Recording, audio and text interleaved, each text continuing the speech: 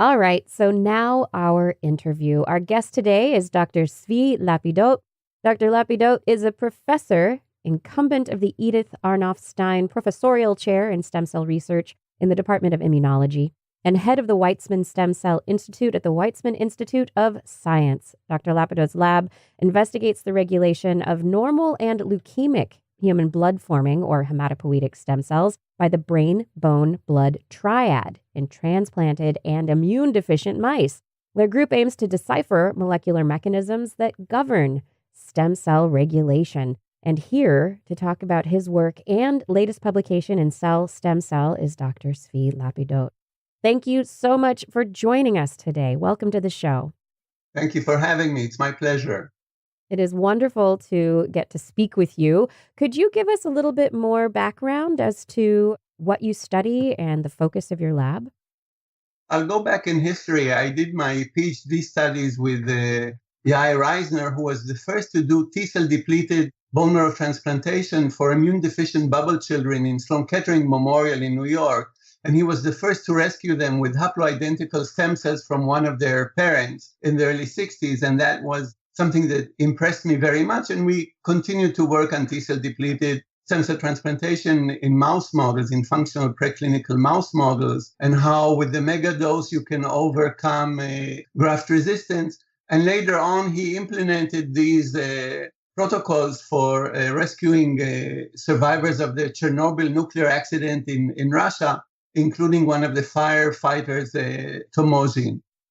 Later on, I saw that there was the immune-deficient mouse models for human stem cells. There were three groups in parallel, the group of Irv Weizmann in Stanford and John Dick in Toronto. And I was fascinated by this functional preclinical model for human stem cells.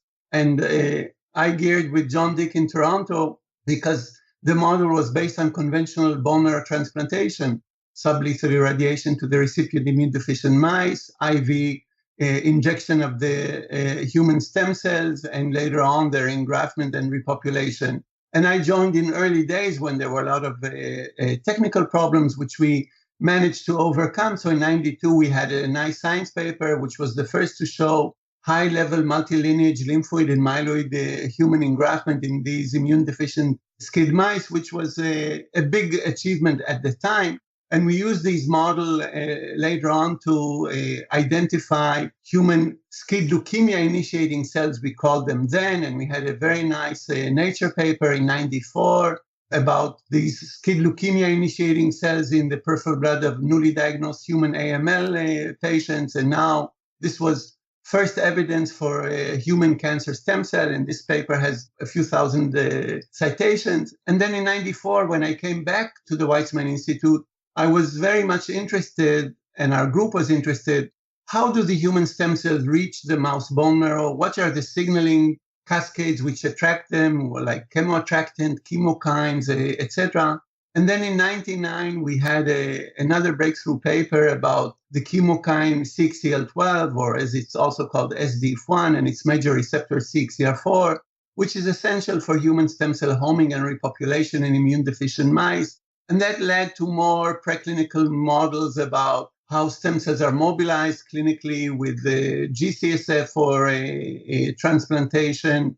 And later on, we dwelled on how osteoblast bone turnover is like a biological clock which regulates stem cell migration and development. And then the nervous system, where we found that human hematopoietic stem cells functionally express receptors for dopamine and for norepinephrine beta-2 receptors. And later on, we had work on the coagulation system and the blood-bone marrow barrier.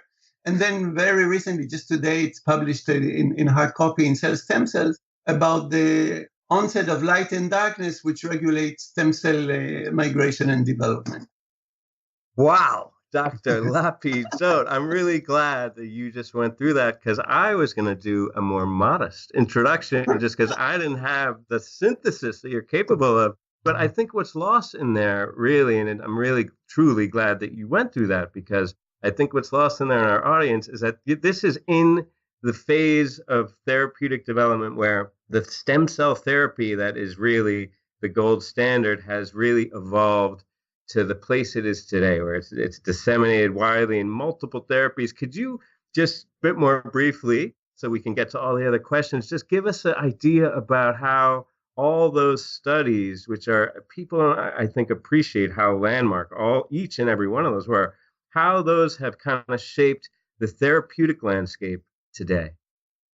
I'm focusing on our work, but there are many very, very important contributions by others, and some even before us. And it's important to emphasize that the blood-forming hematopoietic stem cells are the only stem cells in the clinic already from the 50s, and over 1 million people have benefited from a bone marrow transplantation. And the reason that these are the only stem cells in the clinic at the moment is that you just need to infuse these cells into the blood circulation.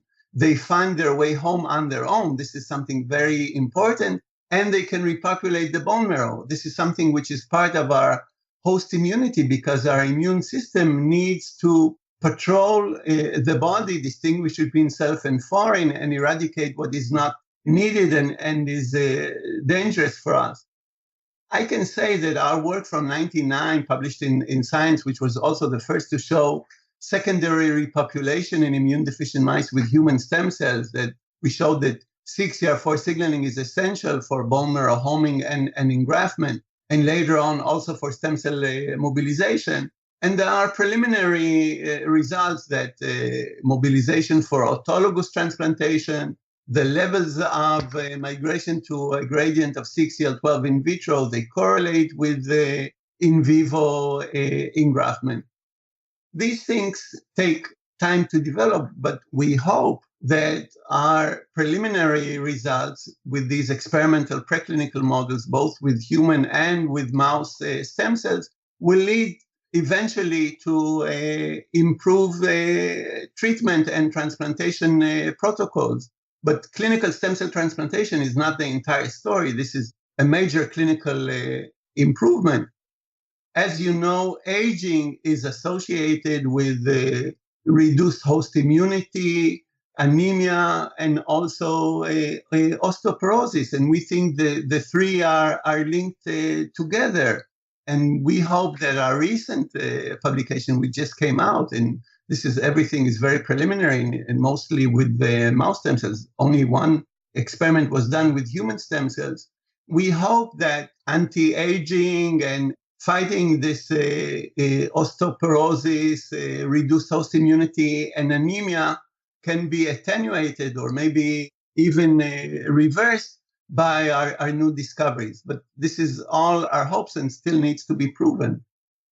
And that's a perfect segue into your most recent study on the circadian aspects of these hematopoietic cells and how they're regulated.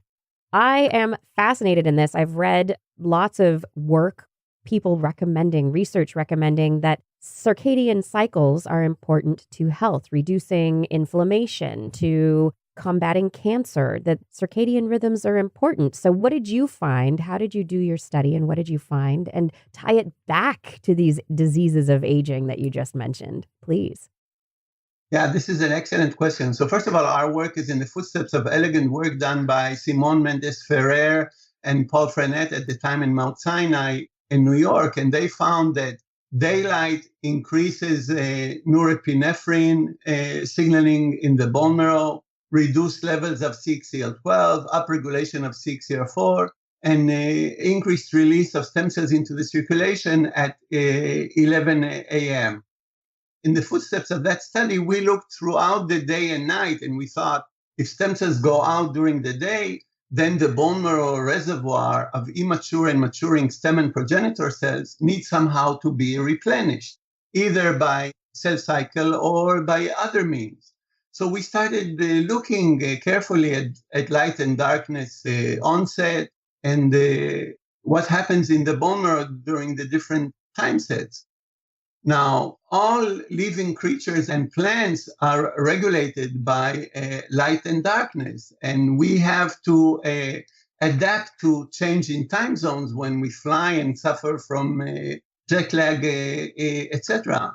So what we found, and this was unexpected and surprising to us, that tumor necrosis factor, TNF, which is mostly associated with inflammatory responses, infections, malignancies, etc., also has a physiological role.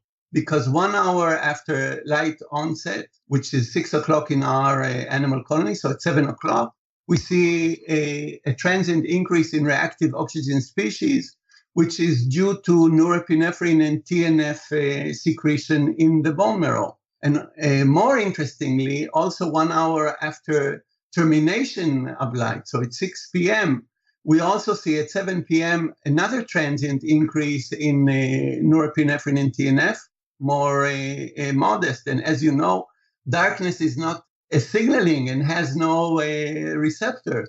But perhaps during daytime, light induces signaling cascades which inhibit some of the signaling cascades which take place during darkness, which can then be activated. And basically what we found that during the morning, this transient increase in norepinephrine and TNF leads to transient elevation in reactive oxygen species in hematopoietic stem and progenitor cells, inducing their migration and development of common lymphoid and common myeloid cells, and egress to the circulation at 11 a.m. to replenish the blood with new cells, which all have a finite lifespan. So we need billion of blood cells on a daily basis. Over 1 million blood cells per second are generated in the adult bone marrow. And so, of course, there must be some compensatory system to replenish not only the blood during the day, but the reservoir in the bone marrow. And what we found is that during the night, darkness hormone melatonin, which is produced in the pineal gland, and there's some preliminary results that it's also produced in the bone marrow, including human bone marrow, by stroma cells and by myeloid cells.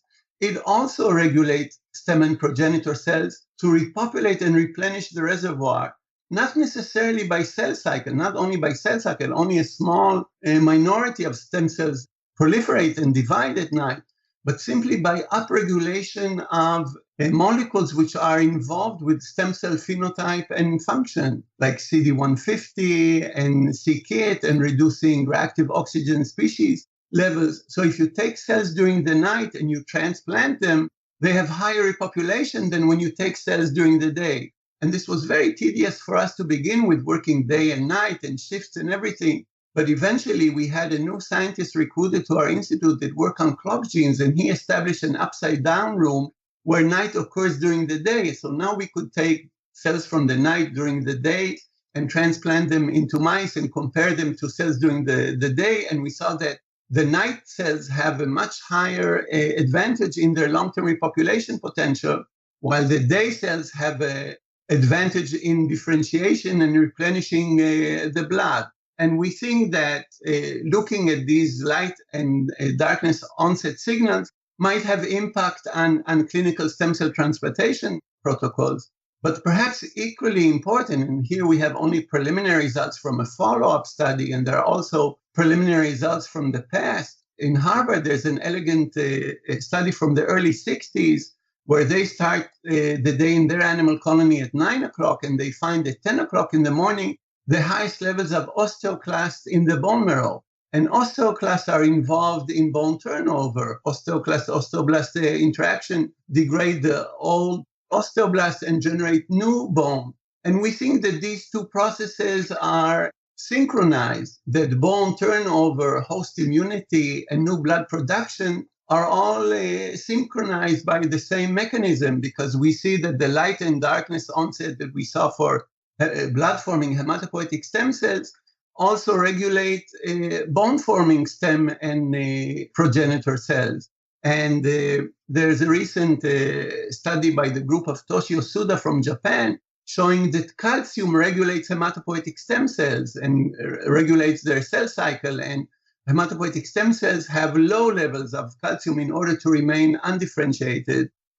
There's a preliminary results also from a group here in the States, in Columbia University, also showing that stem cells, in order to remain undifferentiated, they need to maintain low levels of calcium. And as you know, of course, osteoclast-osteoblast interactions generate high release of calcium, which is important for stem cell migration and development.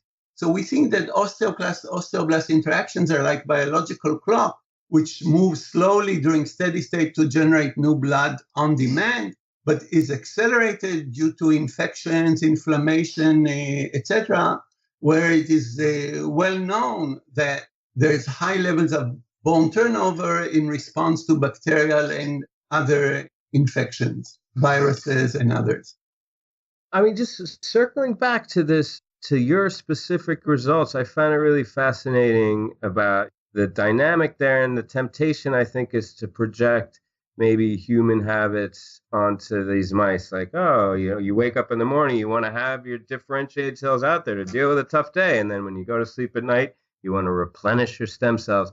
But is there an element of is there any logic to that, or is there any reality to that speculation? And two, does the nocturnal, mice being nocturnal, would you expect with a diurnal animal that you would see the reverse phenomenon? Do you have any speculation on that?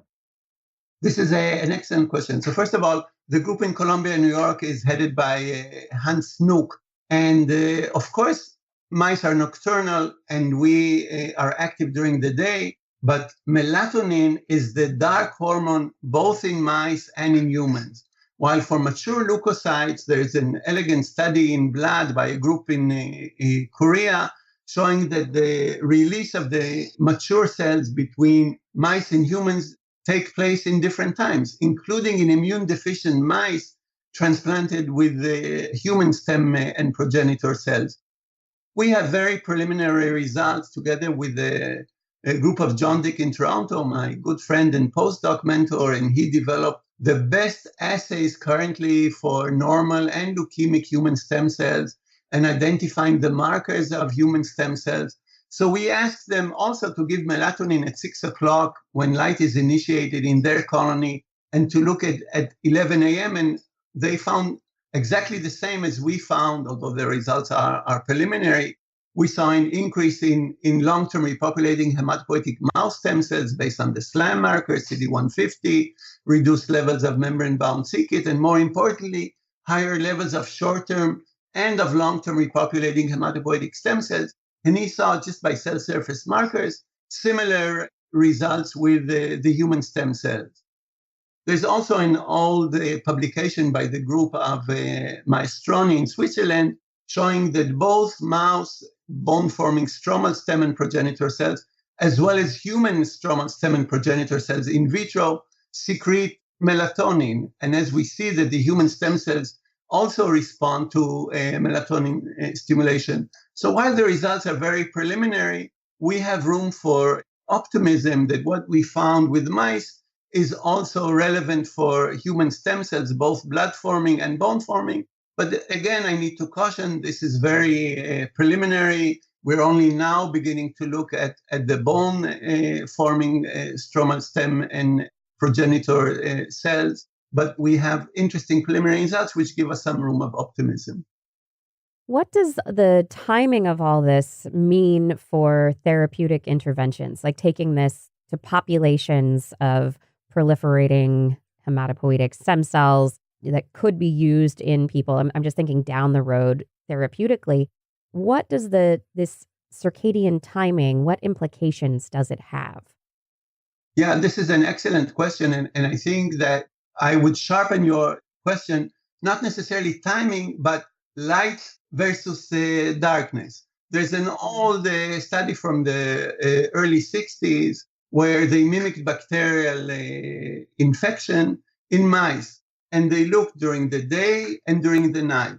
And when they looked in the afternoon, more than 90% of the mice died at 4 o'clock in the afternoon when the levels of steroids are at their peak.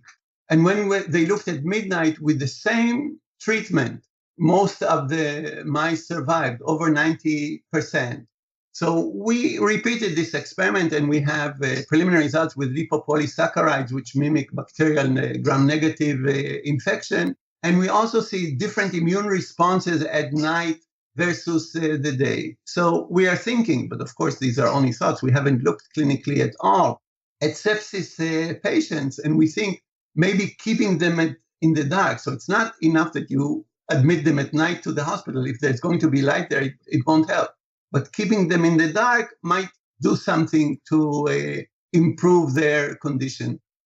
So I think manipulating these light and darkness signaling cascades, and of course, this is very important, first of all, to decipher these signaling cascades, because we think during daylight, norepinephrine and TNF metabolically program the blood-forming stem cells for migration and development, while at night, melatonin and we think prostaglandin E2, which is secreted by macrophage and monocytes, reprogram them again to be in an undifferentiated form. So we need to find out what are these epigenetic metabolic programming and reprogramming so that eventually one day, and this is not close at all, we can take human cord blood stem and progenitor cells and treat them in vitro with this programming and reprogramming in order to improve their homing and repopulation, in order to shorten the time to neutrophil, platelet, and hemoglobin production. So we are hoping for that in the future. This will not come necessarily from our lab. We are a small lab working mostly with mice, but we think this is the direction where things are going to move forward, not only for the blood-forming stem cells, equally important for the bone-forming stem cells, as we discussed, osteoporosis, which is one of the hallmarks of aging, in particular for women after menopause.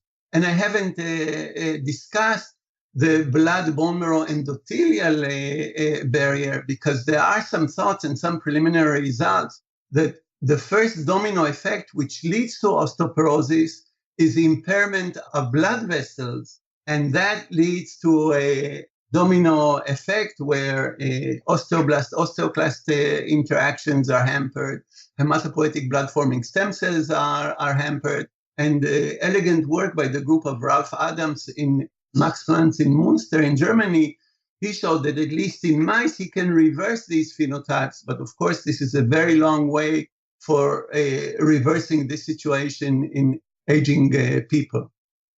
Well, one thing, when you were talking about the mouse experiment with the differential outcome at midnight versus during the day, it suggests that perhaps every single experiment done in the field needs to be redone at a standard time point. Would you say that that's that we need to reframe some of the results we've seen and maybe kind of reassess some of the negative and or positive results that we've had of therapeutic or applications with potential for therapeutic?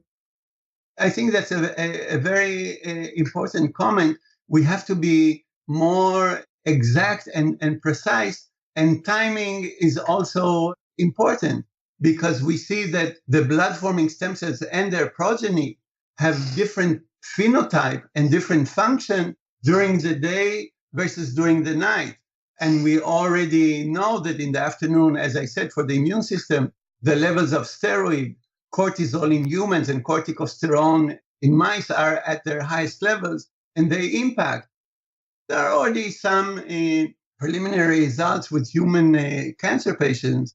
For example, for human breast cancer patients, night shifts are a risk factor for them. It's a low risk factor, but still it's a risk factor. So I think timing will become more and more important. And even to sharpen that, it's not necessarily only the timing, it's the light versus the darkness, which has opposite impacts. I'm wondering, as we move forward, I mean, as a woman who's probably looking forward to osteoporosis, I hope not, but the idea of melatonin, I mean, is this something that could be an intervention to help to change the stem cell levels as people age, as opposed to actually transplanting stem cells? This is a very good question. And the good news is that melatonin can be bought over the counter in the States. You don't even need a prescription for that. There are 3 different doses. And I think dosing is important, but also timing and context is important, because melatonin has pleiotropic results, both on blood and bone-forming stem cells, but on other types of cells as well. And it's important if it's taken before or after inflammatory responses. And melatonin is not the only important new player here. TNF, which was considered usually to be involved only in alarm situations, malignancies, inflammation. Actually, there's an elegant study by David Trevor in the zebrafish that the TNF is essential for initiation of hematopoiesis, and we find that it has roles during the day and during the night. And we have TNF knockout mice, and they are not blind, but they're indifferent to the day and night changes. So we think that there will be new players here which will be able to help.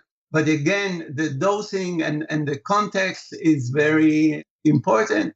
And we think that maybe even right now, people who are taking melatonin to fight jet lag might have additional unexpected benefits. But of course, it's only a guess, and we haven't looked at that.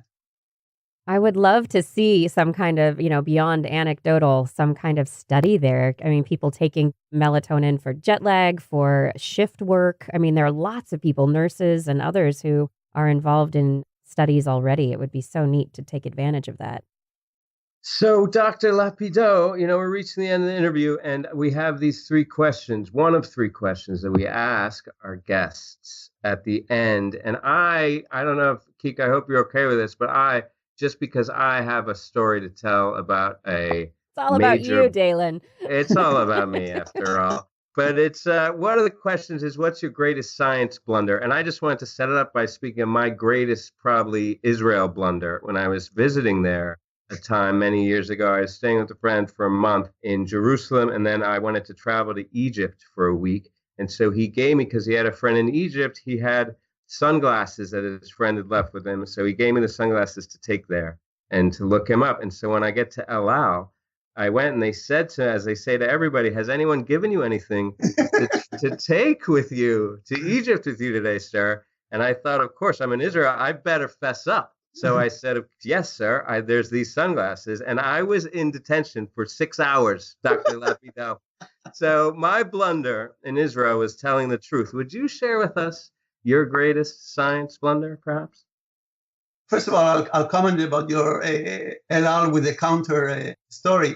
In El Al, they have excellent security and maybe sometimes excessive, but there are people who are armed and guard the door to the pilot's cockpit. So if this type of security was implemented in the States, 9/11 would have never happened. This is important to know, regardless of your 6 hours in detention. Fair enough. It wasn't a big deal. I had nowhere to be, quite honestly. I had a little bit of fun with it, so I'm not really complaining. Yeah, the problem with science that we are always very frustrated. We never have the full picture and the full story. The German philosopher Kant says that in life we're very frustrated because we never have the full story. I know what I think. I don't know what you think or what Kika is thinking. I can see outside. I cannot see inside. I can see forward. I cannot see backwards. And this leads to many misunderstandings. But in science, it's like in court, the truth, the whole truth, and nothing but the truth. The ocean of science is very democratic. Anybody can say whatever he wants. And if what he says is true and will stand the test of time, which is the real crucial, important test, then he will be fine. And if what he says is wrong, even naively wrong, it will not test the test of time and things will sink. But people have local patriotic angles, and when they say something, even in good faith, and that turns out to be not the case or not exactly the case, many times they're not flexible enough to take a U-turn. And my scientific blunders came from saying things which are unexpected, and I learned that coming with that is left-hand complement of disbelief. Because if you say something and it's obvious, so who cares? What's important? But if you say something which is unexpected and people didn't think about it before, outside the box, then they challenge you and sometimes they publish against you. So you were detained for 6 hours. I had papers published against us when I was running for tenure. This was not fun, but we can laugh about it in retrospect. I got the tenure. We rebutted and sent our own version. And like I said, the truth always rises to the surface. And nowadays, even faster than before. But this situation where people have different opinions, they need to understand that even if somebody says something which is opposite to yours, he can be right as well. It's a great point. And I guess the moral for me is, was I detained or was I entertained for 6 hours? Well, it's definitely a story that you get to tell people now. So you entertain others with your detaining. I love the idea, science is really a democratic endeavor with the ideas. Anybody can put an idea out there, put it up to the vote, and evidence will eventually vote those ideas that matter, that are true, up to the top. So thank you so much for joining us today. It's just been wonderful speaking with you.